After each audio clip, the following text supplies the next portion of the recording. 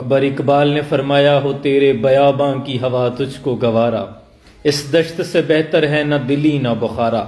غیرت ہے بڑی چیز جہانے تو گوداؤ میں، پہناتی ہے درویش کو تاج سر دارا، اور حاصل کسی کامل سے یہ پوشیدہ ہنر کر، کہتے ہیں کہ شیشے کو بنا سکتے ہیں خارا، دنیا کو پھر مار کا روح و بدن پیش، تہذیب نے پھر اپنے درندوں کو ابھارا، افراد کے ہاتھوں میں ہے اقوام کی تقدیر، ہر فرد ہے ملت کے مقدر کا ستارہ، اور اللہ کو پامردی مومن پہ بھروسہ، ابلیس کو یورپ کی مشینوں کا سہارا، تقدیر امم کیا ہے کوئی کہہ نہیں سکتا،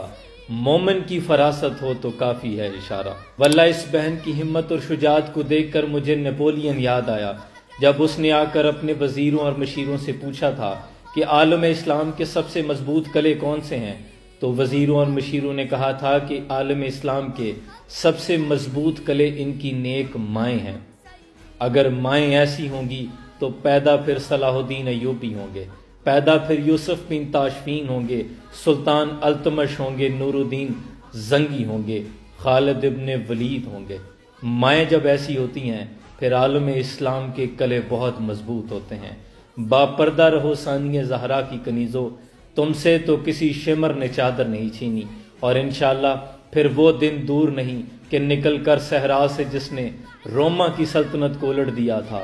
سنا ہے یہ قدسیوں سے میں نے وہ شیر پھر ہوشیار ہوگا، اور اب تیرا بھی دور آنے کو ہے فقر غیور، کھا گئی روح فرنگی کو ہوائے سیم و زر۔ سلام پوچھے۔